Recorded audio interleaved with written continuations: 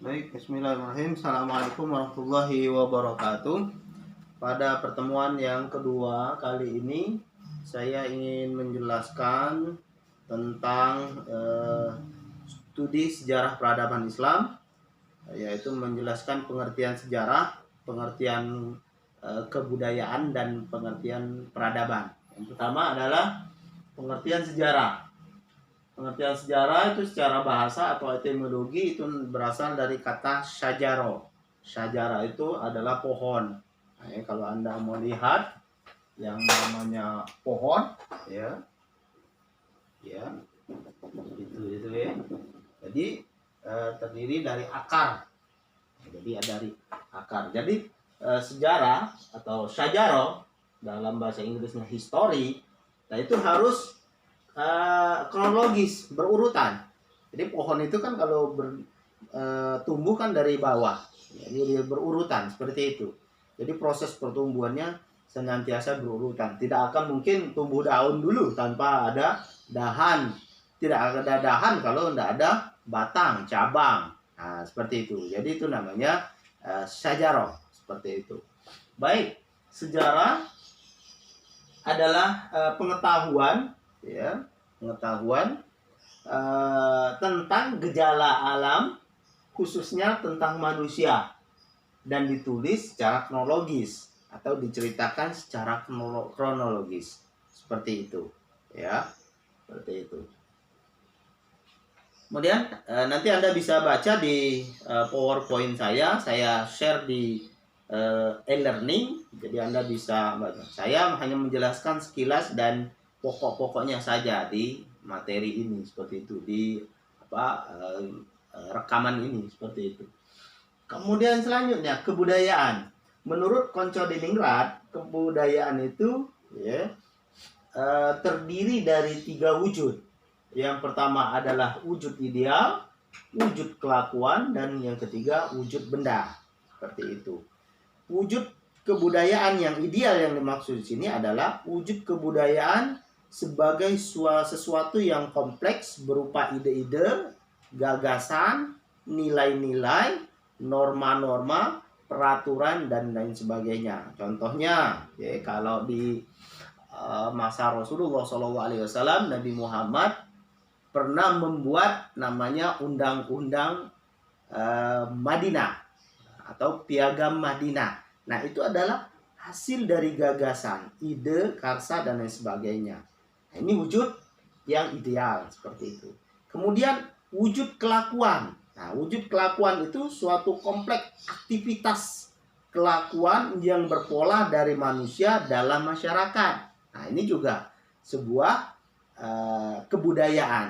Nah, contoh wujud kelakuan, banyak sekali hadis-hadis berbicara tentang bagaimana sifat-sifat Nabi, seperti itu. Kemudian kita contoh sebagai umat Islam. Nah, itu juga yang termaktub di dalam hadis. Nah, hadis yang menceritakan kelakuan Nabi Muhammad SAW itu adalah wujud dari kebudayaan itu sendiri, yaitu berupa kelakuan.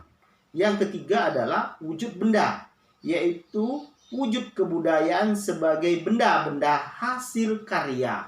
Nah, contoh bisa stempel. Dulu Nabi Muhammad itu ada stempel ketika mengirim surat kepada raja-raja yang ada di sekitar Jazirah Arab, di luar bangsa Arab, seperti itu, di luar Madinah dan Mekah, seperti itu. Nabi Muhammad SAW membuat surat dan ditujukan kepadanya dan distempel. Nah, stempel ini berupa benda hasil karya. Bahkan pada masa Khulafaur Rasyidin itu ada stempelnya, itu di dalam bentuk cincin, ada tulisan Allah dan Muhammad. Nah, benda inilah merupakan hasil dari kebudayaan, seperti itu. Baik, yang terakhir itu adalah peradaban. Nah, peradaban ini, ya, peradaban adalah kebudayaan yang mempunyai sistem teknologi, seni bangunan, seni rupa, sistem kenegaraan, dan lain sebagainya. Seperti itu. Jadi, kebudayaan, ya, kebudayaan ini itu mencakup dari peradaban, tapi tidak sebaliknya. Ya, peradaban bukan bagian dari kebudayaan, seperti itu. Ya. Jadi, saya jelaskan lagi ya, kebudayaan mencakup juga peradaban, tetapi tidak sebaliknya. Sebab peradaban dipakai untuk menyebut kebudayaan yang maju dalam bentuk ilmu pengetahuan, teknologi, dan seni. Nah, seperti itu. Ya, jadi kebudayaan, ya, kebudayaan mencakup daripada peradaban, seperti itu. Tuh ya. Nanti bisa Anda baca di slide PowerPoint saya yang saya sertakan di pertemuan kedua ini, seperti itu ya. Kemudian pengertian sejarah peradaban Islam. Nah, adalah pengertian. Jadi sejarah peradaban Islam itu adalah deskripsi kehidupan umat manusia. Dalam hal ini ya umat Islam, karena di sini sejarah peradaban Islam. Tentu umat Muslim di masa lampau, ya, yang mengalami kemajuan sebagai hasil cipta, rasa, dan karsa mereka yang dijiwai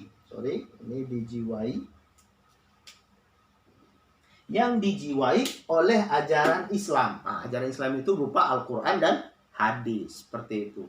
Jadi muncul orang yang suka ke masjid dengan pakai gamis dan lain sebagainya, ya. Mereka pakai jenggot, itu merupakan kebudayaan seperti itu. Dalam bentuk kelakuan seperti itu. Nah, mereka memperlakukan seperti itu, berperilaku seperti itu, mereka punya landasan. Baik itu Al-Quran maupun hadis, seperti itu. Nah, ini merupakan ya, pengertian daripada sejarah peradaban Islam, seperti itu. Baik, saya kira cukup untuk pertemuan yang kedua ini. Silakan Anda baca slide PowerPoint saya. Kemudian saya ada memberikan tugas mandiri. Yang pertama adalah membuat sejarah atau biodata Anda sendiri. Nah, dan kalau ini namanya autobiografi, ya. Autobiografi. Autobiografi ini orang membuat sejarahnya sendiri. Nah, saya menulis sejarah tentang saya sendiri. Dari A sampai Z, seperti itu. Sampai sekarang.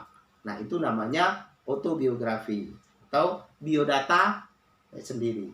Kemudian, nanti Anda bercerita tentang kronologis Anda sampai memilih program studi ilmu perpustakaan. Nah, ngapo sampai ke...